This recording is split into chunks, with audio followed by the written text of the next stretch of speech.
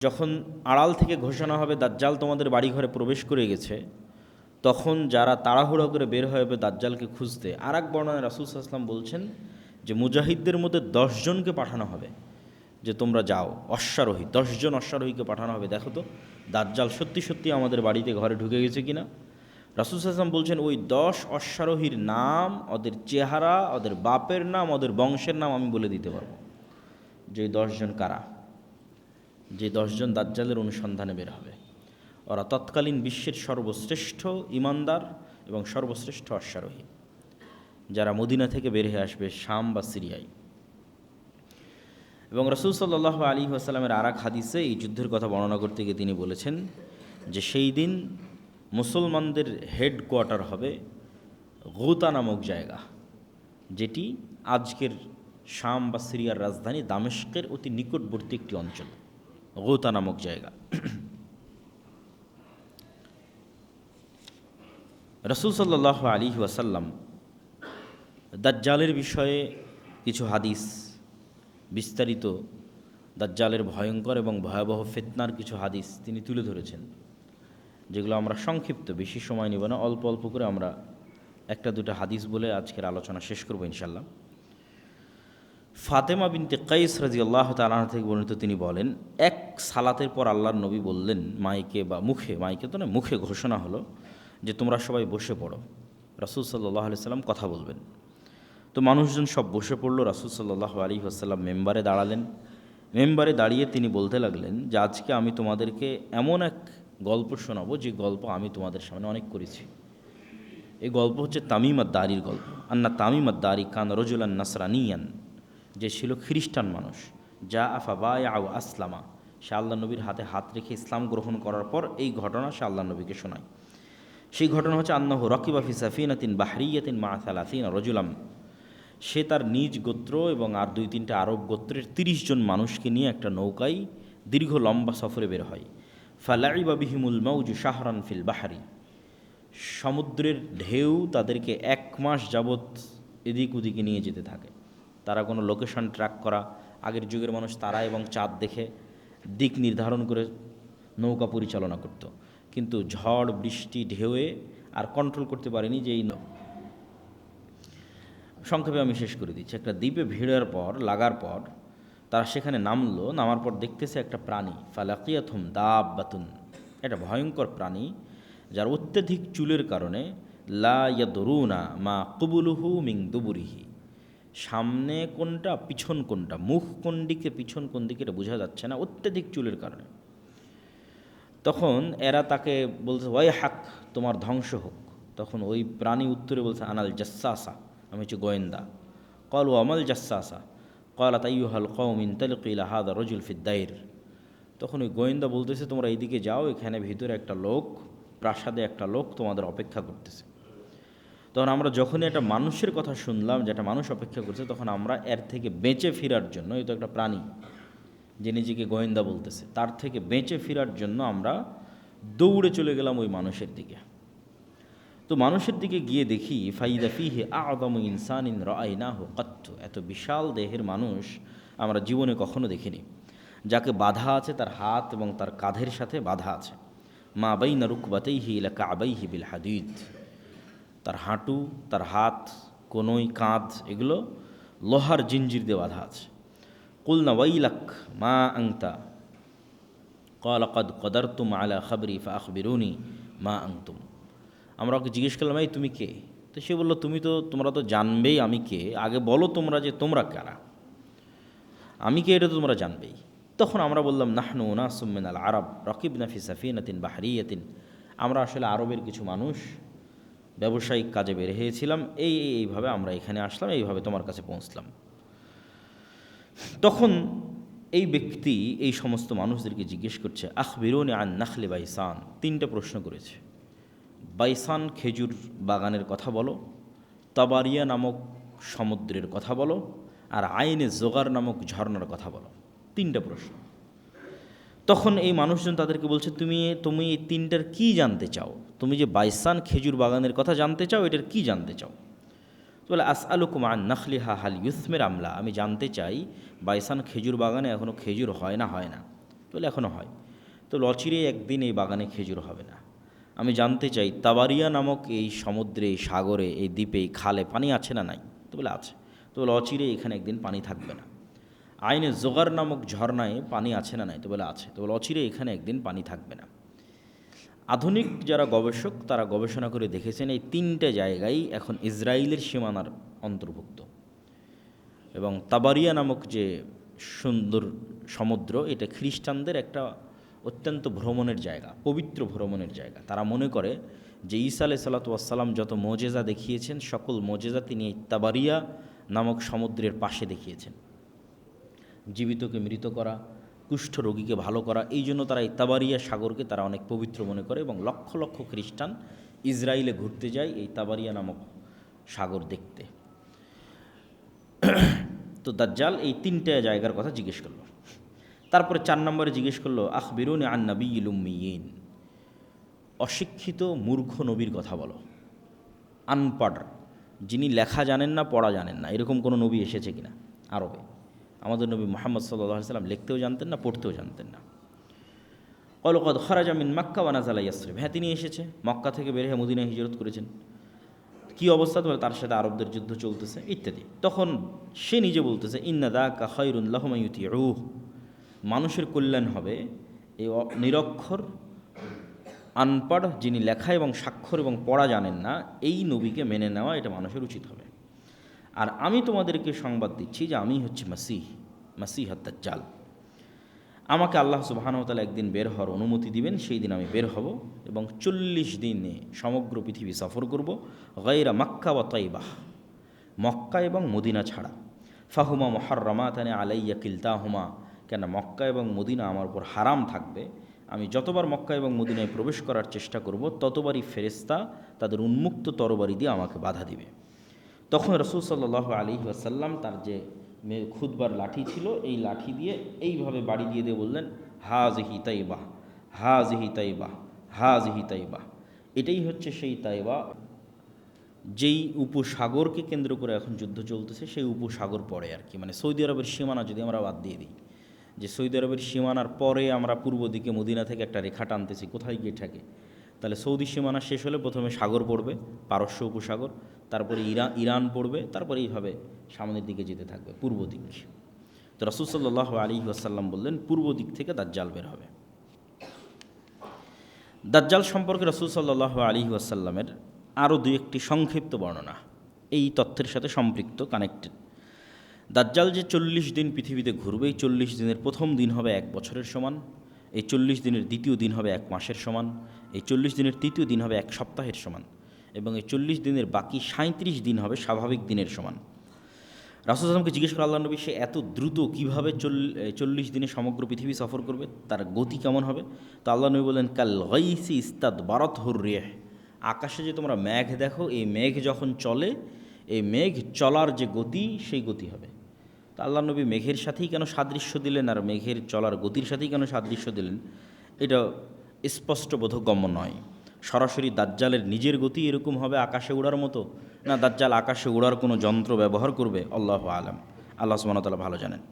রাসূল সাল্লাল্লাহু আলাইহি ওয়াসাল্লাম বললেন দাজ্জাল যখন কোনো এলাকায় যাবে তখন তাদেরকে ডাক দিবে তার উপর ঈমান আনার জন্য। এই নরসিংদীর মানুষ, এই বাংলাদেশের মানুষ, ওই যে এরিয়াতে যাবে, তোমরা আমার প্রতি ঈমান আনয়ন করো। তো যেই এলাকার মানুষ ঈমান আনয়ন করবে, ওই এলাকার আকাশকে দাজ্জাল আদেশ দিবে ফাতুমতিরুস সামা, আকাশকে আদেশ দেবে আকাশ বৃষ্টি বর্ষণ করে এলাকায়, তখন আকাশ সেই এলাকায় বৃষ্টি বর্ষণ করবে। জমিনকে আদেশ দিবে দাজ্জাল যে ফসল উৎপাদন করো, ফাতুম্বিত, তখন সেখানে ফসল উৎপাদন হবে। আর ওই অঞ্চলের মানুষ টাকা পয়সা, ধন দৌলত, খাবার দাবারে পরিপূর্ণ হয়ে যাবে তাদের। এবার দাজ্জাল কোনো এক এলাকায় গিয়ে যখন বলবে যে এই ঈমান আনয়ন করো, আর ওই এলাকার মানুষ যখন বলবে যে না আমরা ঈমান আনয়ন করবো না, তখন দাজ্জাল ওই আকাশকে বলবে বৃষ্টি বন্ধ করে দাও, জমিনকে বলবে উৎপাদন বন্ধ করে দাও। ওই এলাকা থেকে দাজ্জাল যখন চলে যাবে তখন সেটা দুর্ভিক্ষে পরিণত হয়ে যাবে। আর এক হাদিসে রাসূল সাল্লাল্লাহু আলাইহি ওয়াসাল্লাম আমরা যে শাম সিরিয়ার যে মুজাহিদদের কথা বলতে যখন ঈসা আলাইহিস সালাম আসবে, ওখানেও বলা আছে যে শাম বা সিরিয়ার মানুষ দাজ্জালের আনুগত্য না করার কারণে সেখানে দুর্ভিক্ষ দেখা দিবে এবং মানুষ তার ধনুককে আগুনে পুড়িয়ে সেটার রশি খাওয়া শুরু করবে, এই পরিমাণ দুর্ভিক্ষ দেখা দিবে। তখন তারা ঈসা আলাইহিস সালামের অপেক্ষা করবে এবং ঈসা আলাইহিস সালাম আসার পর দাজ্জালের এই ভয়ঙ্কর ফিতনা থেকে তারা মুক্তি পাবে। নাহলে দাজ্জালের এই ভয়ঙ্কর ফিতনা এমনভাবে মানুষকে গ্রাস করবে, প্রত্যেক যে মানুষের ন্যূনতম দুনিয়াবি লোভ আছে, ন্যূনতম, সেই ফিতনায় পা দিয়ে দিবে। আর যে মানুষের চুল পরিমাণ দুনিয়ার লোভ নাই, যে মৃত্যুর জন্য প্রস্তুত, যে আমার জন্ম হয়েছে বাস মরার জন্য, ঈমান অবস্থায় মৃত্যুকে সকল কিছুর উপর প্রাধান্য দিবে, এই ধরনের মানুষেরা দাজ্জালের ফিতনা থেকে বেঁচে যেতে পারে। এটা পৃথিবীর সবচেয়ে ভয়ঙ্কর ফিতনা, যে ফিতনা সম্পর্কে অতীতের সকল নবী রাসূল সতর্ক করেছেন। রাসূলুল্লাহ সাল্লাল্লাহু আলাইহি ওয়াসাল্লাম দাজ্জালের কথা বলতে গিয়ে আরও বলেছেন যে দাজ্জাল মদিনার একজন মানুষকে হত্যা করে জীবিত করবে। দাজ্জাল যখন মদিনায় যাবে, মদিনার মধ্যে তো প্রবেশ করতে পারবে না, মদিনার পাশে যখন যাবে তখন মদিনা বিশাল ঝাঁকুনি হবে, ভূমিকম্প হবে, এবং এই ভূমিকম্পে মদিনার যারা ফাসেক ফাজের মোনাফিক আছে তারা মদিনা থেকে বের হয়ে এসে দাজ্জালের পূজা করবে, আর একমাত্র পাক্কা মুমিনেরা মদিনায় থেকে যাবে, যাদের ইমান খুব মজবুত, টপ লেভেলের। তো ওই রকম একজন ইমানদার ব্যক্তি বের হয়ে আসবে যাকে দাজ্জাল হত্যা করবে, যে দাজ্জালকে অস্বীকার করবে এবং হত্যা করার পর আবার জীবিত করবে। জীবিত করার পর ওকে বলবে যে এই তোমাকে হত্যা করেছিলাম, তোকে জীবিত করলাম, এখনও তুমি আমার প্রতি ইমান আনতেছো না, আমাকে রব্বুল আলামিন হিসেবে বিশ্বাস করতেছো না। তখন এই মুজাহিদ বলবে যে আমার আগের চেয়ে ইয়াকিন বেশি হয়ে গেছে যে তুমি সেই দাজ্জাল, আগের চেয়ে আমার ইমান আরও মজবুত হয়ে গেছে। তখন দাজ্জাল আরও ক্ষিপ্ত হবে এবং তাকে আবারও হত্যা করতে চাইবে, কিন্তু তাকে হত্যা করতে পারবে না। যাই হোক, এইভাবে দাজ্জালের যে সংক্ষিপ্ত ঘটনা, এই ঘটনা শেষ হওয়ার পর কী হবে? দাজ্জালকে ঈসা আলাইহিস সালাতু ওয়াস সালাম হত্যা করবেন। ঈসা আলাইহিস সালাম যখন দামেস্কের মসজিদে নামবেন, নামার পরে তিনি দাজ্জালকে খুঁজতে থাকবেন। ইমাম মাহদী এবং তার সৈন্যবাহিনী এবং মুজাহিদদেরকে নিয়ে খুঁজতে খুঁজতে তিনি জেরুজালেমের লুদ নামক দরজায় দাজ্জালকে পাবেন, এবং দাজ্জাল তাকে দেখে গলতে থাকবে, কিন্তু গলা শেষ হওয়ার পূর্বেই ঈসা আলাইহিস সালাতু ওয়াস সালাম দাজ্জালকে হত্যা করবেন এবং সেই রক্ত মানুষকে দেখাবে। দাজ্জালকে হত্যা যখন করা হয়ে গেছে, তখন আল্লাহ সুবহানাহু ওয়া তাআলা ঈসা আলাইহিস সালামকে বলবে যে ঈসা ইবনে মারিয়াম, আমার একদল সৃষ্টিজীব আছে যাদের সাথে কেউ যুদ্ধ করে পারবে না, অতএব মুমিনদের নিয়ে, মুজাহিদদের নিয়ে তুর পাহাড়ে আশ্রয় নাও। তো মুমিন মুজাহিদদের নিয়ে ঈসা আলাইহিস সালাতু ওয়াস সালাম তুর পাহাড়ে আশ্রয় নেবে। আর আল্লাহর সেই সৃষ্টিজীব কারা? তারা হচ্ছে ইয়াজুজ আর মাজুজ। তখন ইয়াজুজ এবং মাজুজ পৃথিবীতে বের হবে এবং পৃথিবীর সকল সমুদ্র, সকল নদীনালা, খাল বিল, পুকুর, ফসল, ফল ফলাদি সব খেয়ে শেষ করে দেবে, কিচ্ছু বাকি রাখবে না। এবং এই ইয়াজুজ এবং মাজুজের এই ভয়ঙ্কর যে পরীক্ষা, আসলে মুসলমানদের শক্তি যে দুনিয়াবি শক্তি নয়, এটা এই জায়গাতেও প্রমাণ হয় যে একজন নবী তিনি তুর পাহাড়ে আশ্রয় নিয়ে আছে, তাকে আল্লাহ বলছে না যে তুমি যাও ইয়াজুজ মাজুজের সাথে যুদ্ধ করো, কারণ আল্লাহ আগেই বলে দিয়েছে যে আমার একদল বান্দা আছে, ইবাদান লি, আমার বান্দা, লা ইয়াদান লি আহাদিন বিকিতালিহিম, কারো ক্ষমতা নাই যে ওদের সাথে যুদ্ধ করবে। তাহলে ঈসা আলাইহিস সালামের বাঁচার রাস্তা কি? আল্লাহর কাছে কান্নাকাটি করা। একজন নবী আল্লাহর কাছে এবার কান্নাকাটি করবে, ইমাম মাহদী সহ এবং সকল মুজাহিদ সেনাবাহিনী সহ, যে আল্লাহ ইয়াজুজ মাজুজের এই বিপদ থেকে আমাদের রক্ষা করে। খাবার নাই, পানি নাই, কয়দিন এভাবে চলে? তাহলে আল্লাহর কাছে ফিরে যাওয়া ছাড়া এবং আল্লাহর আশ্রয় ছাড়া মুমিন এবং মুসলমানদের বাঁচার কোনো রাস্তা নেই। এটা নবী ঈসা জীবিত থাকা অবস্থায়, দাজ্জালের মতো এত ফিতনা অতিক্রম করার পরেও, দাজ্জালকে নিজে হাতে হত্যা করার পরে এবার ঈসা আলাইহিস সালামকে আল্লাহর কাছে কাঁদতে হচ্ছে তুর পাহাড়ে। তো যখন ঈসা আলাইহিস সালাম এবং ইমাম মাহদী এবং মুজাহিদরা আল্লাহর কাছে তুর পাহাড়ে কাঁদবে, তখন আল্লাহ সুবহানাহু ওয়া তাআলা তাদের দোয়া কবুল করে এক প্রকার বিষাক্ত পোকা, অসুস্থতা এই সমস্ত ইয়াজুজ এবং মাজুজের ঘাড়ে দিয়ে দিবেন, যেটার কারণে তারা সব মারা যাবে এবং সেটার দুর্গন্ধের টেকা যাবে না। তখন আবার ঈসা আলাইহিস সালাম এবং মুজাহিদরা আল্লাহর কাছে আবার কান্নাকাটি করে দোয়া করবে। তখন আল্লাহ সুবহানাহু ওয়া তাআলা একদল উট পাখির মতো একদল পাখিকে আল্লাহ সুবহানাহু ওয়া তাআলা পাঠাবেন, যারা উটের কুজের মতো একদল পাখিকে, যারা এই সমস্ত লাশকে উঠিয়ে নিয়ে গিয়ে, হাজার হাজার লক্ষ লক্ষ কোটি কোটি লাশকে উঠিয়ে নিয়ে গিয়ে কোথাও ফেলে দেবে। এবং আল্লাহ সুবহানাহু ওয়া তাআলা আসমানকে বলবেন বৃষ্টি বর্ষণ করো, এবং আসমান বৃষ্টি বর্ষণ করে পুরো পৃথিবীকে পবিত্র করে দেবে, সাফ করে দেবে। তারপর আল্লাহ সুবহানাহু ওয়া তাআলা আসমান এবং জমিনকে আদেশ দিবেন যে তোমাদের মধ্যে যা রিজিক আছে, যা রহমত আছে, যা বরকত আছে, সব উন্মুক্ত করে দাও।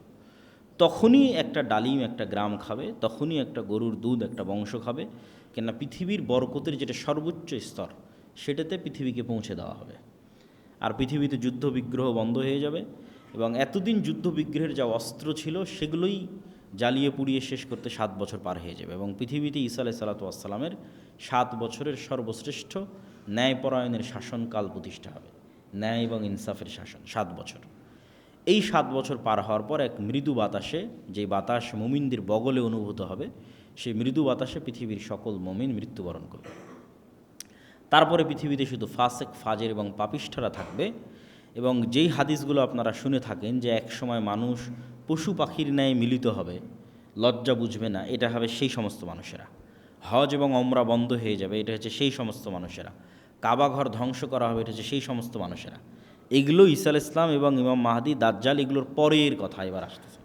তখন পৃথিবীতে আর কোনো মুমিন বেঁচে থাকবে না, কেউ কোরআন পড়ার লোক থাকবে না, আল্লাহর নাম নেওয়ার লোক থাকবে না। সেগুলো এখন নয়, এগুলো হবে দাজ্জালের পরে, ঈসা আলাইহিস সালামের পরে, যখন আর কোনো মানুষ না আল্লাহকে চিনবে, না কোরআনকে চিনবে, না কাবাকে চিনবে, না মানুষের কোনো লজ্জা এবং হায়া থাকবে। কুকুর যেভাবে খোলা মাঠে মিলিত হচ্ছে, মানুষ সেভাবে মিলিত হবে। এই সমস্ত পাপিষ্ঠ, পাপাচারী, নিকৃষ্ট মানুষের উপর আল্লাহ সুবহানাহু ওয়া তাআলা কিয়ামত কায়েম করবে। তো এই হলো আজকে আমাদের সংক্ষিপ্ত আলোচনা যে কিয়ামতের পূর্ব মুহূর্তে এই রকমের কিছু ভয়ঙ্কর এবং ভয়াবহ যুদ্ধ হবে। সেই যুদ্ধটা কখন, কোথায়, কিভাবে, কোন যুদ্ধ, সেটা নির্দিষ্ট করে বলা কঠিন, কিন্তু এই রকমের ভয়াবহ ভয়ঙ্কর যুদ্ধ হবে, যেটা রাসূল সাল্লাল্লাহু আলাইহি ওয়াসাল্লাম বলছেন। এবং অন্তত একটা জিনিস ক্লিয়ার, যে শাম এবং সিরিয়ার মানুষেরা ঈমানের উপর থাকবে, মদিনার মানুষেরা ঈমানের উপর থাকবে। একটা জিনিস পরিষ্কার, মদিনা থেকে মুজাহিদ বের হবে, শাম এবং সিরিয়া থেকে মুজাহিদ বের হবে, এবং তারাই মূলত ইমাম মাহদি এবং ঈসা আলাইহিস সালাতু ওয়াস সালামের সঙ্গী হবে। এবং আরও একটা জিনিস পরিষ্কার, যে মুসলমানেরা কনস্টান্টিনোপল, ইস্তাম্বুল, তুরস্ক বিজয় করবে। যদিও মানুষের ইচ্ছা এবং কামনা হওয়া উচিত নয় যে সে এইটার অংশ হবে। কেন উচিত নয়? সকল নবী সকল উম্মতকে শিখিয়ে দিয়ে গেছে, তোমরা মাসিহাদ দাজ্জালের ফিতনা থেকে আল্লাহর কাছে পরিত্রাণ চাও। কেন ওই ফিতনায় পরীক্ষায় পাশ করার মতো ঈমান আমার এবং আপনার আছে কিনা এটা আমরা জানি না। ফলত ওই পৃথিবীতে ওই ফিতনা প্রকাশ হওয়ার আগেই যদি আমরা পৃথিবী থেকে বিদায় নিই, এটা আমাদের জন্য করলেন। কেন আমাদের টার্গেট তো জান্নাতে যাওয়া। তো এই জন্য কখন কোথায় ইমাম মাহদি বের হলো, আর কখন কোথায় ঈসা আলাইহিস সালাম অবতীর্ণ হবে, এইটার পিছনে না পড়ে আমি আমার ঈমান নিয়ে কত দ্রুত পৃথিবী থেকে বিদায় নিতে পারি, আর আল্লাহ আমাকে ওই ফিতনা থেকে কত আগে পৃথিবী থেকে নিয়ে যায়, এটা মানুষের কামনা হওয়া উচিত। যে দাজ্জালের ফিতনা বের হওয়ার আগে যেন আল্লাহ আমাদের পৃথিবী থেকে যাওয়ার ব্যবস্থা করে দেয়। কেননা সেটা এক ভয়ঙ্কর এবং ভয়ানক ফিতনা হবে, যেখানে মানুষ তার ঈমান হারিয়ে ফেলবে। এবং 3টে ধর্মের মানুষ এ বিষয়ে একমত যে কিয়ামতের পূর্ব মুহূর্তে একজন মাসিহ বের হবে যে তাদের উদ্ধার করবে। ইহুদিরা অপেক্ষায় আছে একজন মাসিহ বের হবে যে তাদের উদ্ধার করবে, খ্রিস্টানরা অপেক্ষায় আছে একজন মাসিহ বের হবে যে তাদের উদ্ধার করবে, আর মুসলমানদের হাদিসে তো, কোরআনে তো বলাই আছে যে একজন মাসিহ বের হবে যে মুসলমানদের উদ্ধার করবে। সেই মাসিহকে, মাসিহ মানে উদ্ধারকারী, সেই মাসিহ, মাসিহাদ দাজ্জাল, সেই মাসিহ ঈসা মাসিহ। ঈসার নামেও মাসিহ আছে, দাজ্জালের নামেও মাসিহ আছে। মাসিহ মানে উদ্ধারকারী। মাসিহাদ দাজ্জাল না ঈসা মাসিহ?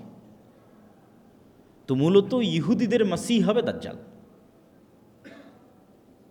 ইহুদিরা যেই মাসিহের অপেক্ষায় আছে তাদের উদ্ধার করবে, এই মাসিহ হবে দাজ্জাল। কেননা দাজ্জালের হাতে তখন পৃথিবীর সকল পাওয়ার ক্ষমতা থাকবে।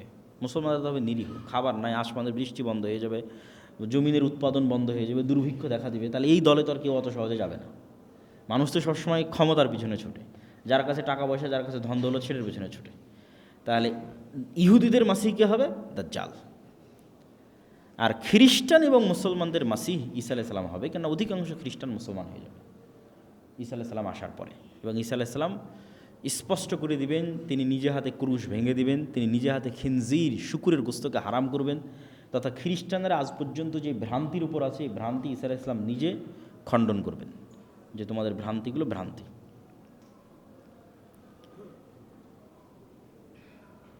আর রমজান মাসকে সামনে রেখে আমাদের যে করণীয় কাজ, সেই করণীয় কাজের মধ্যে সবচেয়ে জরুরি কাজ, 1 নম্বর জরুরি কাজ, যেটা রমজানে কোনো মতেই মিস দেওয়া উচিত নয়, সেটা হচ্ছে 5 ওয়াক্ত সালাত। স্বাভাবিকভাবেই দেওয়া উচিত নয়, কিন্তু আমি সিয়ামও পালন করছি আবার সালাত আদায় করি না, এই সিয়ামের কোনো গুরুত্ব নাই, এই সিয়ামের কোনো দাম নাই। দাজ্জাল যখন আসবে তখনও সাহাবীর রাসূল সাল্লাল্লাহু আলাইহি ওয়াসাল্লামকে জিজ্ঞেস করল, আল্লাহ নবী সালাত কেমনে হবে? একদিন যদি 1 বছর হয়। যে দাজ্জালের ফিতনার ভয়ে ভীত হয়ে অন্য কোনো প্রশ্ন নয়, তাদের মাথায় প্রথম ক্যাচ করেছে সালাত। ঈসা আলাইহিস সালাতু ওয়াস সালাম যখন তার মায়ের কোলে, ফাআশারাত ইলাইহি ক্বালু কাইফা নুকাল্লিমু মান কানা ফিল মাহদি সাবিয়্যা ক্বালা ইন্নী আব্দুল্লাহ আতানিয়াল কিতাবা ওয়া জাআলানি নাবিয়্যা ঈসা আলাইহিস সালাম বললেন মায়ের কোল থেকে যে আমি আব্দুল্লাহ, আল্লাহর বান্দা, আল্লাহ আমাকে নবী করেছে। ওয়া জাআলানি মুবারাকান আইনামা কুনতু, আর আমি যেখানেই থাকি না কেন আমি বরকতময়। ওয়া আওসানি বিসসালাতি ওয়াজ যাকাতি মা দুমতু হাইয়া, আর আমার আল্লাহ আমাকে আদেশ দিয়েছে যেন আমি মরা পর্যন্ত সালাত আর যাকাত দিই, সালাত আদায় করে আর যাকাত দিই। কোরআনের আয়াত। যে ঈসা আলাইহিস সালাম যখন ছোট্ট শিশু, তখন উনি মায়ের কোল থেকে বলতেছেন যে আল্লাহ তাকে আদেশ দিয়েছে যেন তিনি সালাত আদায় করেন, এবং আল্লাহ তাকে আদেশ দিয়েছে যেন তিনি যাকাত দেন। তার সালাত কত গুরুত্বপূর্ণ হতে পারে। ইব্রাহিম আলাইহিস সালাতু ওয়াস সালাম তার কওমের জন্য, তার পরবর্তী প্রজন্মের জন্য যে কয়েকটা দোয়া করেছেন,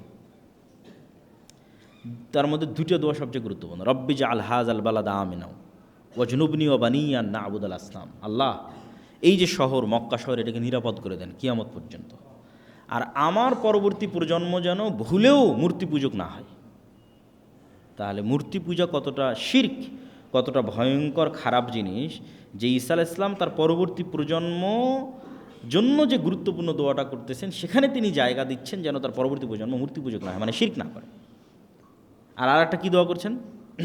রব্বি জাআল্লি মুকিমাস সালাহ ওয়া মিন যুররিয়াতি। আল্লাহ, আমি যেন সালাত আদায়কারী হই আর আমার পরবর্তী প্রজন্ম যেন সালাত আদায়কারী হয়, আমার পরবর্তী প্রজন্ম যেন বেনামাজি না হয়।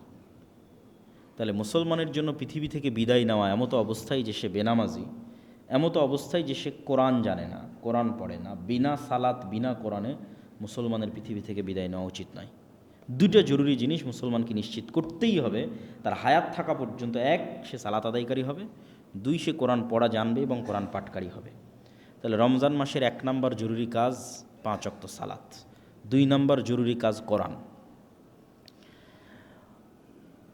মুসা আলাইহিস সালাতু ওয়াস সালামের কওমকে যখন তাওরাত দেওয়া হলো, তোরাহ বলে ইহুদিরা উচ্চারণ করে, যে তোরাহ, যখন তাওরাত দেওয়া হলো, তখন এই তাওরাত যেন তারা মানে, এই জন্য তুর পাহাড়, যে তুর পাহাড়ে ঈসা আলাইহিস সালাম আশ্রয় নেবে, যে তুর পাহাড়ে এই মুসা আলাইহিস সালাম ইবাদত করেছেন 40 রাত আল্লাহর, আরবাঈনা ওয়াইদ ওয়া'আদনা মুসা আরবাঈনা লাইলা, 40 রাত ইবাদত করেছে মুসা আলাইহিস সালাম তুর পাহাড়ে। এই তুর পাহাড়কে আল্লাহ ইহুদিদের মাথার উপর তুলে ধরেছে, তুলে ধরে বলছে, হয় তাওরাত মানার ওয়াদা কর, না হলে পাহাড় ছেড়ে দিয়ে এখনই হত্যা করে দিলাম, এখনই ধ্বংস করে দিলাম। তখন বানু ইসরাঈল বলছে, ঠিক আছে, আমরা তাওরাত এবং তাওরাতে যা আছে এটা মানব। তো প্রত্যেক উম্মতের উপর যে গজব এসেছে, সেই গজব আসার কারণ হচ্ছে ওই উম্মতের উপর পাঠানো কিতাবকে না মানা। তাওরাত যদি না মানে তো পাহাড় ছেড়ে দিয়ে আল্লাহ ধ্বংস করে দেবে। তাহলে উম্মতে মুহাম্মাদির উপর গজব আসবে যদি তারা কোরআনকে অবহেলা করে।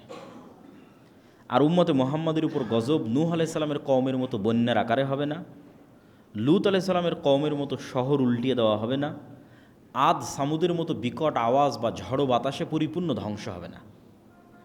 তাহলে উম্মতে মুহাম্মাদের উপর গজব কি? উম্মতে মুহাম্মাদি যদি কোরআন অবহেলা করে, বা আমি গজবে আছি কি না এজ এ উম্মতে মুহাম্মাদি, সেটা আমি বুঝবো কিভাবে? সেটা হচ্ছে আমাদের উপর ভিন্ন জাতিকে আল্লাহ চাপিয়ে দেবে।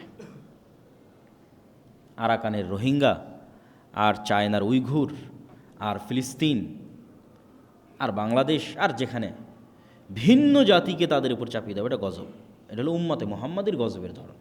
উম্মতে মুহাম্মাদির গজব বন্যা নয়, ভূমিকম্প নয়, শহর উল্টিয়ে দেওয়া নয়, আকাশ থেকে অগ্নিবৃষ্টি নয়, বিকট আওয়াজ নয়। উম্মতে মুহাম্মাদির গজব হচ্ছে ইহুদি, খ্রিস্টান, হিন্দুরা এদেরকে কুচুকাটা করবে। যখন দেখবেন করতেছে তখন বুঝবেন গজব। যেমন হালাকু খা, চেঙ্গিস খা যখন বাগদাদে গিয়ে লক্ষ লক্ষ মানুষকে জবাই করেছে বাগদাদে, বুঝতে হবে এটা গজব। কেন এই গজব আসতেছে? কোরআনকে অবমূল্যায়ন করার কারণে। ইন্নাল্লাহ ইয়ারফাউ বিহাযাল কিতাবি আকওয়ামান ওয়া ইয়াদউ বিহি আখারিন। কোরআন এবং এই উম্মতের শক্তি সামর্থ্য দাড়িপাল্লায় সমান সমান। আমার এবং আপনার বাড়িতে, আমার এবং আপনার সমাজে কোরআনের মূল্য যেই মানে থাকবে, পৃথিবীতে এই উম্মতের ক্ষমতা, দাপট, শক্তি সেই লেভেলে থাকবে। কোরআন আমাদের বাড়িতে, আমাদের ঘরে যেই নিম্ন লেভেলে থাকবে, পৃথিবীতে উম্মতে মুহাম্মাদের অবস্থা সেই নিম্ন লেভেলে থাকবে। এটা রাসূল সাল্লাল্লাহু আলাইহি ওয়াসাল্লামের হাদিসের। এবং ওই যে দাজ্জালের ফিতনা থেকে বাঁচার রাস্তাও কিন্তু কোরআন। সূরা কাহফের প্রথম 10 আয়াত এবং সূরা কাহফ দাজ্জালের ফিতনা থেকে মুক্তির রাস্তা। তো ওই সূরা কাহফ তো কোরআনেরই অংশ। কোরআন যাদের অন্তরে প্রথিত হয়ে আছে, এরা ফিতনায় পতিত হবে না। মানে কোরআনের বুঝ এবং কোরআনের জ্ঞান যাদের ভিতরে আছে।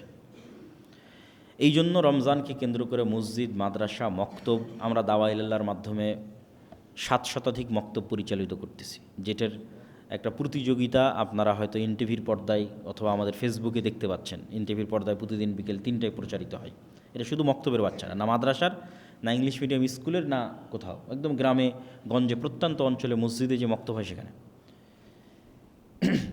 তাহলে দ্বিতীয় জরুরি কাজ কোরআন, 1 নম্বর জরুরি কাজ সালাত, দ্বিতীয় জরুরি কাজ কোরআন, তৃতীয় জরুরি কাজ রমজান মাসের ফজিলত যদি আমরা পেতে চাই, যে অতীতের সকল গুনাহ ক্ষমা হয়ে যাওয়া, তাহলে গুনাহ মুক্ত রমজান হতে হবে, গুনাহ মুক্ত সিয়াম হতে হবে, না হলে এই ফজিলত পাওয়া যাবে না। ফজিলত এক জিনিস, ফারজিয়াত আদায় হওয়া এক জিনিস। ফারজিয়াত আদায় হওয়ার ফজিলত দুইটা সম্পূর্ণ ভিন্ন জিনিস। তুমি যদি নিয়মিত ক্লাসে 40%, সর্বনিম্ন 40% যদি ক্লাসে উপস্থিতি থাকে, তাহলে তোমার ছাত্রত্ব টিকবে। আর যদি ক্লাসে উপস্থিতি 100% থাকে, তাহলে তোমাকে এই পুরস্কার দেওয়া হবে। ছাত্রত্ব টিকা আর পুরস্কার পাওয়া অনেক পার্থক্য আছে। তো আমি ঠিক আছে না খেয়ে থাকলাম, লজ্জাস্থান হেফাজতে, পেটের সিয়াম আর লজ্জাস্থানের সিয়াম। এই সিয়ামের কারণে কি হবে? সিয়াম না থাকার গুনাহ থেকে আমি বেঁচে যাব, ফারজিয়াত আদায় হয়ে যাবে। কিন্তু ফজিলত পূরণ করার জন্য আমাকে একটা শর্ত পূরণ করতে হবে, সেটা হচ্ছে গুনাহ মুক্ত রমজান লাগবে, গুনাহ মুক্ত সিয়াম লাগবে। জিহব্বারও সিয়াম লাগবে, চোখেরও সিয়াম লাগবে, কানেরও সিয়াম লাগবে, হাতেরও সিয়াম লাগবে, পায়েরও সিয়াম লাগবে। চোখ দেখবে না অশ্লীল দৃশ্য, কান শুনবে না অশ্লীল কথা, মুখ বলবে না অপ্রয়োজনীয় গীবত পরনিন্দা, জিহব্বায় উচ্চারিত হবে আল্লাহর জিকির, উচ্চারিত হবে কোরআন, চোখ দিয়ে পড়বে আল্লাহর কোরআন, হাত দিয়ে ইবাদত করবে আল্লাহর, এবং সকল গুনাহ থেকে মুক্ত থাকবে। এবার পাবে ওই ফজিলত যে কেউ যদি রমজানে সিয়াম রাখে, কেউ যদি রমজানে তারাবির সালাত আদায় করে, কেউ যদি লাইলাতুল কদরের রাত জাগে, তাহলে তার অতীতের সব গুনাহ মাফ হয়ে যাবে। এটা স্পেশাল অফার, ফজিলত, পুরস্কার। এইটা পূরণ করতে হলে গুনাহ মুক্ত রমজান লাগবে। এই জন্য রমজানের তৃতীয় জরুরি কাজ, যে রমজানে আপনাকে টার্গেট নিতে হবে যে আমি শুধু পেট আর লজ্জাস্থানের সিয়াম থাকবে না, পুরো শরীরের সিয়াম চলবে, তথা পুরো শরীরের সকল অঙ্গ প্রত্যঙ্গকে সকল গুনাহ থেকে বিরত রাখা। আল্লাহ সুবহানাহু ওয়া তাআলা আমাদের তৌফিক দান করুক, আল্লাহুম্মা আমিন। রমজান মাসের চতুর্থ জরুরি কাজ অত্যধিক পরিমাণে দান, সাদাকা এবং জাকাত বের করা। দেখেন ঈসা আলাইহিস সালামের যে আয়াতটা পড়লাম, ওইটাতে ঈসা আলাইহিস সালাম বলতেছে আল্লাহ আমাকে আদেশ দিয়েছে সালাত আর জাকাতের, কোথাও আল্লাহ জাকাতকে আলাদা করেনি সালাত থেকে। তাহলে আমাদের ব্রেনে সালাতের গুরুত্ব যেই মানের, নিশ্চিত থাকেন জাকাতের গুরুত্ব ওই মানের। কেন কোরআনে কোথাও জাকাতকে, অর্থনৈতিক ইবাদতকে সালাত থেকে আলাদা করা হয়নি। শুরুতেই বলছে ওয়ায়ুকিমুনাস সালাহ ওয়া মিম্মা রাযাকনাহুম ইউনফিকুন, একদম প্রথম সূরা বাকারা, যে তারা সালাত আদায় করে এবং আল্লাহর রাস্তায় দান করে। আল্লাহ সুবহানাহু ওয়া তাআলা জান্নাত বিক্রি করে দিবেন যারা শহীদ হবে জীবন দিয়ে, আর যারা টাকা দিয়ে জান্নাত কিনে নেবে। তো এই জন্য জাকাত পুঙ্খানুপুঙ্খ হিসাব করে বের করতে হবে। 7.5 ভরি স্বর্ণ, 52.5 তলা রৌপ্য, রৌপ্যর হিসেবে জাকাত বের করলে গরিব মিসকিনের হক বেশি আদায় হয়। এখন স্বর্ণের যে দাম 22, 23, 25 লাখ টাকার মালিক না হলে তো জাকাতই ফরজ হবে না। এই জন্য রৌপ্যের আলোকে জাকাত বের করা ভালো। 1 লাখ টাকা সমপরিমাণ সম্পদ, 80,000 থেকে 1 লাখ, এটাই নেশাব হওয়ার জন্য যথেষ্ট। আর নেশাব যখন 1 বছর অতিক্রম করবে, 1 বছর পর যখন আবার দেখবেন হ্যাঁ আপনার কাছে 1 লাখ বা সমপরিমাণ টাকা আপনার কাছে আছে, তখন আপনি এবার জাকাতের হিসাব করবেন। হিসাব করতে গিয়ে সব একত্রিত করবেন, যত স্বর্ণ আছে, যত গয়না আছে, যত ক্যাশ মানি আছে, ব্যাংক ব্যালেন্স, যত টাকা জমা রাখা আছে, মানুষের কাছে পাওনা পাবেন এরকম যত টাকা আছে, সব একত্রিত করে তার 2.5%, বর্তমান বাজার দর ধরে 2.5%। আর ব্যবসায়ী হলে আপনার বিক্রিযোগ্য পণ্য কতখানি আছে, কাঁচামাল কতখানি আছে, যেমন সুতা কতখানি এখন স্টকে আছে, আর কাপড় তৈরি করেছেন এখন বাজারে বিক্রি হবে সেটা কতখানি আছে, ফিক্সড অ্যাসেট হিসাবের মধ্যে আসবে না। ব্যবসায়িক কাজের জন্য যে সমস্ত গাড়ি ঘোড়া বাড়ি এগুলো চলতেছে, বাড়ি ভাড়া নেওয়া আছে, মেশিনারিজ চলতেছে, এগুলোর জাকাত লাগবে না। ঠিক আপনি যে গাড়ি ব্যবহার করছেন, বাড়িতে আছেন, এগুলোর জাকাত লাগবে না। প্রত্যেক যেখান থেকে ইনকাম হয় ওটার জাকাত লাগে। জমিতে যখন ফসল হয় তখন ওষুধ দিতে হয়, ফসল নাই, জমির কোনো ট্যাক্স নাই, ইনকাম হলেই জাকাত। তো জাকাত খুব জরুরি এবং খুব গুরুত্বপূর্ণ। জাকাত যদি না দেওয়া হয় তাহলে জাকাত অনাদায়ী সম্পদের ধরন হিসেবে শাস্তি হবে। জাকাত অনাদায়ী সম্পদ যদি স্বর্ণরৌপ্য হয়, জাহান্নামের আগুনে ছ্যাঁক দিয়ে পিঠে ছ্যাঁক দেওয়া হবে, আর বলা হবে দেখো তো এটা কত মজাদার, কত সুস্বাদু, বিরিয়ানি যেমন স্বাদ এটা ওরকম স্বাদ না। আল্লাহ ওই শব্দ ব্যবহার করছে যে বলো তো স্বাদ কেমন লাগতেছে, আনন্দ কেমন লাগতেছে, আল্লাহ কীরকম মজাক করতেছে, ঠাট্টা করতেছে জাকাত অনাদায়কারী ব্যক্তির সাথে। দেখেন যে আমরা খাবারের জন্য যেই স্বাদ শব্দটা ব্যবহার করি, ওইটা তার জন্য ব্যবহার করা হবে। আর যদি জাকাত অনাদায়কারী সম্পদ হয় এমনি টাকা পয়সা ধন দৌলত, তাহলে ওইটা হবে সাপের আকৃতিতে, ছবল দিবে আর বলবে আমি তোমার সেই সম্পদ, সঞ্চিত সম্পদ যার জাকাত দাওনি, এখন স্বাদ কেমন একটু দেখো, সুস্বাদু কত আমার এই ছবল। আর যদি জাকাত অনাদায়কারী সম্পদ হয় গরু ছাগল, তাহলে এগুলোকে শিং দেওয়া হবে, খুর দেওয়া হবে, এরা ওই ব্যক্তিকে তার পায়ের আঘাতে এবং মাথার আঘাতে আহত করতে থাকবে আর বলতে থাকবে আমি তোমার সেই সম্পদ যার জাকাত হয়নি। এই জন্য জাকাত দিতেই হবে। রমজান মাসে পঞ্চম জরুরি কাজ শেষ 10 দিন রাত জাগা, এতেকাফ করা, লাইলাতুল কদরকে অনুসন্ধান করা। লাইলাতুল কদরি খায়রুম মিন আলফি শাহর। নূহ আলাইহিস সালাতু ওয়াস সালামের কওম 900 বছর হায়াত পাওয়ার পরেও নেকিতে উম্মতে মুহাম্মাদিকে পাল্লা দিতে পারবেন, অথচ উম্মতে মুহাম্মাদের বয়স 60 বছর। তাহলে নূহ আলাইহিস সালামের একটা কওম যদি কেউ 900 বছর আল্লাহর ইবাদত করে, হিসেবে তো কি বেশি আগে জান্নাতে যাওয়ার কথা এবং বেশি উঁচুতে স্থান দেওয়ার কথা। কিন্তু বেশি আগে জান্নাতে যাবে, বেশি উঁচুতে স্থান পাবে মাত্র 60 বছরের জীবন পাওয়া উম্মতে মুহাম্মাদ। এটা কোরআনের বরকত, লাইলাতুল কদরের বরকত। লাইলাতুল কদরের এক রাতই খায়রুম মিন আলফি শাহর, 1000 মাসের চেয়ে উত্তম। তাহলে কেউ যদি প্রতি বছর একটা করে লাইলাতুল কদর পায়, তাহলে ওর জীবনে এই ইবাদতের পরিমাণ কত বছরের সমান হতে পারে। তাহলে লাইলাতুল কদর এবং কোরআনকে মূল্যায়ন করে উম্মতে মুহাম্মাদি অতীতের উম্মতের চেয়ে ইবাদতে এবং নেকির প্রতিযোগিতায় এগিয়ে যাবে। এই জন্য লাইলাতুল কদরকে আমাদের অনুসন্ধান করতে হবে। রমজান মাসে লাইলাতুল কদর আছে নিশ্চিত, রমজান মাসের মধ্যে লাইলাতুল কদর আছে এটা নিশ্চিত। ইন্না আনজালনাহু ফি লাইলাতুল কদর শাহরু রমাজান আল্লাযী উনজিলা ফীহিল কোরআন, দুটো আয়াত। আমি এটাকে অবতীর্ণ করেছি লাইলাতুল কদরে, আর শাহরু রমাজান আল্লাযী উনজিলা ফীহিল কোরআন, রমজান মাসে কোরআন অবতীর্ণ করেছি। তাহলে আমি যদি কোরআন লাইলাতুল কদরে অবতীর্ণ করে থাকি, রমজানে অবতীর্ণ করে থাকি, তাহলে লাইলাতুল কদর রমজানের মধ্যে আছে, আর বাইরে যাওয়ার সুযোগ নাই। এখন রমজানের মধ্যে মানুষ তার চেষ্টা অনুযায়ী লাইলাতুল কদরকে খুঁজবে। যারা রমজানের প্রতি রাত জাগবে তাদের তো শতভাগ নিশ্চয়তা।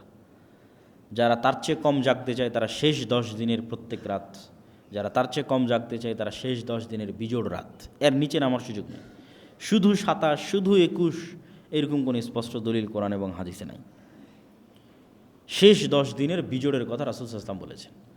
আর যারা এতেকাফে থাকবে তাদের জন্য জরুরি হচ্ছে রমজান মাসে এতেকাফ অবস্থায় অন্য স্বাভাবিক গল্প তো বহু পরের কথা, অন্য আলেম ওলামার বক্তব্য শোনা, অন্য আলেম ওলামার বই পড়াও ঠিক না। এতেকাফ অবস্থায় আপনার কাজ জিকির, সালাত, কোরআন, দোয়া, ব্যাস। এইভাবে এতেকাফকে মূল্যায়ন করতে হবে। মানে এতেকাফে বসে আপনি সারাদিন ফোন চালাচ্ছেন, এতে এতেকাফ হলো না। এতেকাফ মানে সোশ্যালি ডিসকানেক্টেড হওয়া। তো